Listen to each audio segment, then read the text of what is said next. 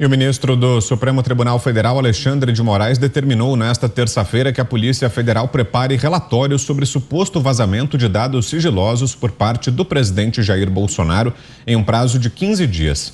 A decisão acontece 2 meses depois de a Procuradoria-Geral da República pedir o arquivamento da investigação. Já a Polícia Federal, sob comando nesse caso de Denisse Ribeiro, informou anteriormente ter visto indícios de que o chefe do executivo cometeu crime ao divulgar supostos dados sigilosos de uma investigação sobre a segurança do sistema eleitoral. Denisse também apontou o envolvimento do deputado federal Felipe Barros e do ajudante de ordens da presidência, Mauro Cid. No entanto, o delegado da Polícia Federal, Vitor Neves Feitosa, que estava à frente das investigações do possível ataque hacker sofrido pelo Tribunal Superior Eleitoral, afirmou em depoimento que os dados não estavam sob sigilo e, portanto, não foram vazados. Alexandre de Moraes afastou Vitor do caso e decidiu prosseguir com as investigações. A inclusão e permanência do tenente-coronel Mauro Cid no inquérito não são bem vistas pelos aliados de Bolsonaro. O deputado Felipe Barros se manifestou de forma contrária ao pedido de Moraes. Em relação à decisão do ministro Alexandre de Moraes de pedir para que a Polícia Federal faça um relatório sobre as mensagens obtidas através da quebra do sigilo telemático do ajudante de ordens do presidente Jair Bolsonaro, o coronel Cid, o que eu tenho a dizer é que, mais uma vez, o ministro Alexandre de Moraes desrespeita a nossa Constituição, ignora as nossas leis, uma vez que a própria Procuradoria-Geral da República, o Procurador-Geral Augusto Aras, já constatou que não houve qualquer tipo de crime e já mandou arquivar o inquérito. Já era para o ministro ter arquivado o inquérito, portanto, está ele incorrendo em abuso de autoridade. Então, a manifestação do deputado Felipe Barros. José Maria Trindade, começa com você, Zé. Olha, em algumas ocasiões, inclusive no processo, há o uso da palavra Polícia Federal como se tivesse a Polícia Federal determinado a investigação ou que tivesse concluído de que o relatório é secreto. Mas, na verdade, não foi a Polícia Federal, não foi a instituição, mas sim uma delegada da Polícia Federal, a Denisse Ribeiro, né? Ela que chegou a essa conclusão.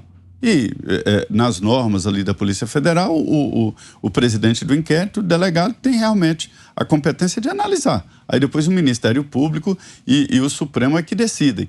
Mas o ministro Alexandre fala, a Polícia Federal disse, não foi a Polícia Federal, mas uma delegada da Polícia Federal. Esse processo não era sigiloso. Não basta um carimbo num documento, um carimbo de sigiloso, para que ele transforme em um documento restrito. Existem normas, existem critérios para determinar se cada documento é sigiloso oficialmente ou não. O deputado Felipe Barros é um guerreiro ali, viu? Ele vem sustentando a realidade e uma investigação contra ele que é muito importante, porque ele diz o seguinte, e foi verdade, ele pediu à Polícia Federal todos os processos que envolvessem as urnas eletrônicas. E aí foram vários, inclusive esse. Esse documento que agora está sendo considerado sigiloso e diz que o presidente Jair Bolsonaro quebrou o sigilo, foi discutido na comissão.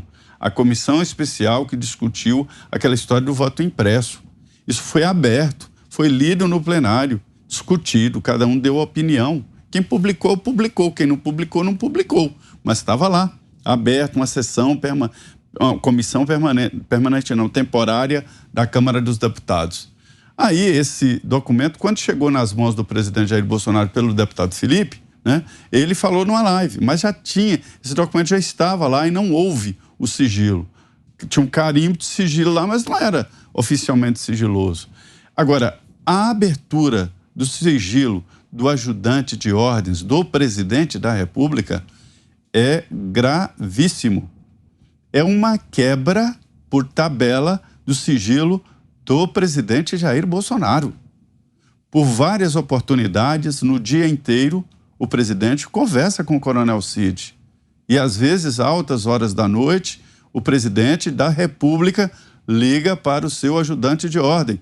Eu estou falando isso, tirando nomes, para dizer a institucionalidade. É disso que nós estamos falando.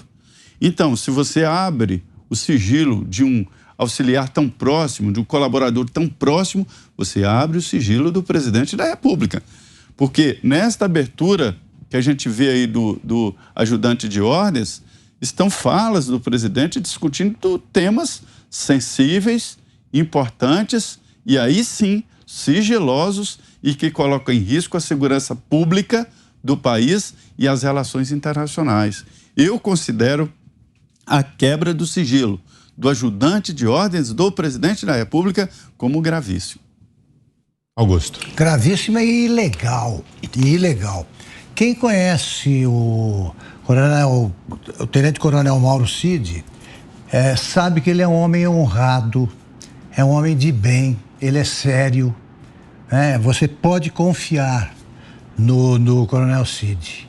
Agora, o que ele acha que vai encontrar é ver como é esperto, é uma esperteza, uma malandragem do Alexandre de Moraes. Ele quer saber o que o presidente falou ali. E agora começa a perseguir um coronel. Eu acho que ele está se expondo demais. O Alexandre de Moraes, tudo que ele faz é inconstitucional, de uns tempos para cá. Tudo. Agora, paga-se um preço por isso. Ontem eu fui para Brasília e no mesmo voo, eu estava na fileira 7, ali no mesmo voo, estava na primeira, claro, primeira fileira na poltrona 1F, o Lewandowski, o ministro Ricardo Lewandowski. Então ele já estava no avião, quando os outros entraram, né? Ele é um homem incomum, ele é um semideus. Ele estava ali sentadinho na fileira, a poltrona que fica ao lado da janelinha, né? E ele foi olhando a paisagem como quem vê um quadro do Velasco, sabe? Nuvem ali. E ele olhando para não ser reconhecido.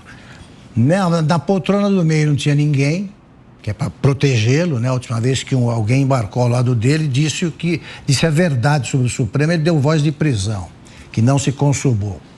E um assessor na poltrona do corredor.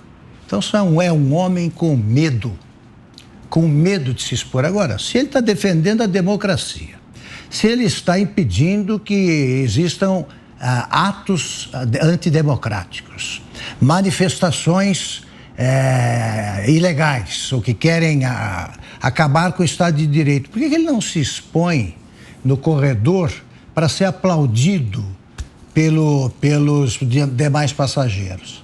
Ele não quer ser visto. Alguém aí lembra de ter visto os últimos 2 anos andando por uma rua o Alexandre de Moraes? Não viram, ninguém viu, nem verão, nem veremos. Por quê? Porque ele sabe que o que está fazendo é inconstitucional e sabe que o povo não pode ser tratado como um bando de cretinos, porque não é. Então, as ilegalidades sucessivas se destinam a quê? A impedir que o presidente Bolsonaro seja candidato. Você, Fiuza? Olha, começar pelo fim. O Alexandre de Moraes está fazendo campanha para o Bolsonaro.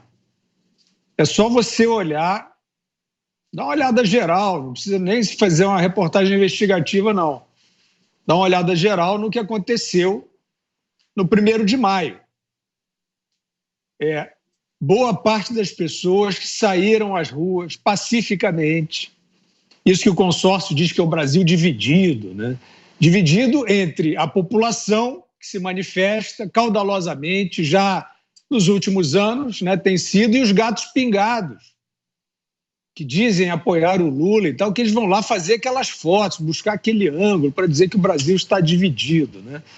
Pois bem, o que nós percebemos, Vitor, nas ruas, é uma indignação gigantesca com o ministro Alexandre de Moraes.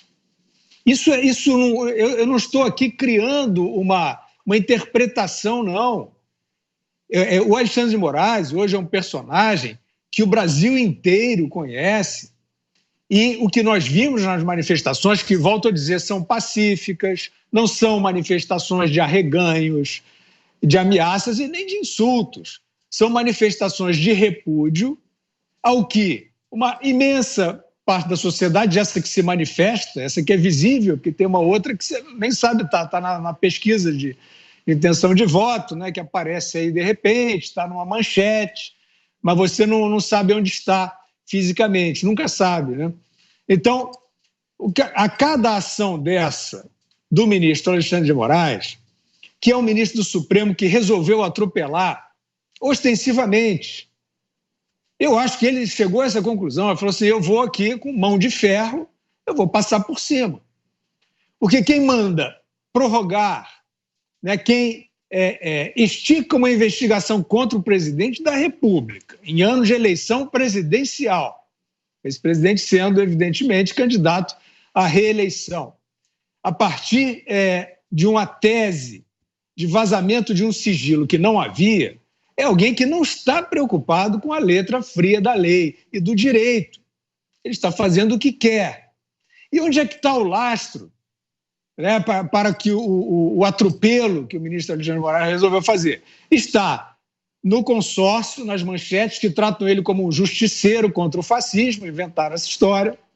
Está no Congresso, nós acabamos de ver o presidente do Congresso Nacional em reunião com o presidente do STF, sem a presença do Poder Executivo, são dois poderes, não é isso? E, evidentemente, que o que nós vemos no restante da sociedade, que não desistiu da democracia, que não desistiu da lei, é um repúdio a isso, porque vê uma ação fora das quatro linhas, isso é dentro ou fora? É fora, né? Se você deixa de observar a lei, se você deixa de observar, né, a própria constatação da Polícia Federal e do Ministério Público, e você, por um ato de vontade, continua mandando investigar o presidente, você está fazendo política contra o presidente fora das quatro linhas. Aí a população vê, a população não quer que seja uma eleição nebulosa. E quem presidirá essa eleição, quem presidirá o Tribunal Superior Eleitoral na eleição, é esse mesmo ministro Alexandre de Moraes. Então, é claro que ele se tornou uma figura popular, no mau sentido, entre aqueles que querem uma eleição limpa, que querem que as instituições continuem atuando e os seus representantes dentro das quatro linhas, e que estão achando que isso está desviante, não da parte do presidente da República, que vai levando todo esse, como é que se diz, todo esse handicap. Todo mundo que vê um ministro da Suprema Corte agindo dessa maneira e acha que essa maneira não é legal, vai, evidentemente, correr, porque quer liberdade, porque quer legalidade, àquele que ele está perseguindo, que hoje é o presidente da República. Você, Ana, temos 3 minutos. Bom, é inacreditável, né? Essas ilegalidades, elas seguem e o presidente do Senado continua calado. Quer dizer, calado não, fala em democracia, em toda aquela retórica ali, platitudes, mas isso aí que ele deveria se debruçar, essas inconstitucionalidades por parte desses ministros, nada, não há um pio.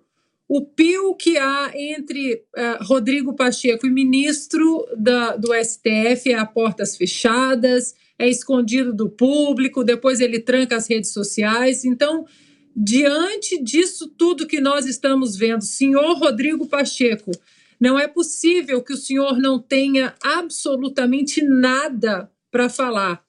Eu puxei aqui do meu arquivo, Vitor, porque isso tudo vem muito daquela live do presidente Bolsonaro, sobre as urnas eletrônicas também. Então, não custa nada, achei relevante ler aqui as aspas do relatório da Polícia Federal, que, a convite do TSE em 2016 para análise ali, né, das nossas urnas, escreveu o seguinte: não é possível auditar de forma satisfatória o processo entre a votação do eleitor e a contabilização de voto no boletim de urna. Achei pertinente ler mais uma vez, mas mais uma pergunta que eu deixo no meu comentário é sobre a senhora Denise Ribeiro, né? A Denise Ribeiro, que até pouco tempo investigava um possível recebimento de propina do então ministro da Justiça, Alexandre de Moraes, sob o governo Temer, examinando aí relações comerciais dos escritórios de advocacia mantidos por familiares de ministros, virou a chave. Esqueceu absolutamente essas investigações, não toca mais no assunto e agora entrou numa onda aí, numa caminhada firme de apenas validar tudo que o então investigado da delegada da Polícia Federal, agora como ministro do Supremo Tribunal Federal, de validar absolutamente tudo que o Alexandre de Moraes faz, escreve e fala, sem se atentar aí às inconstitucionalidades e às ilegalidades por parte do ministro. Então, duas perguntas. Onde está o senhor Pacheco? O senhor vai continuar vendo tudo isso e se escondendo aí no seu silêncio? E o que aconteceu com a delegada da Polícia Federal, a senhora Denise Ribeiro?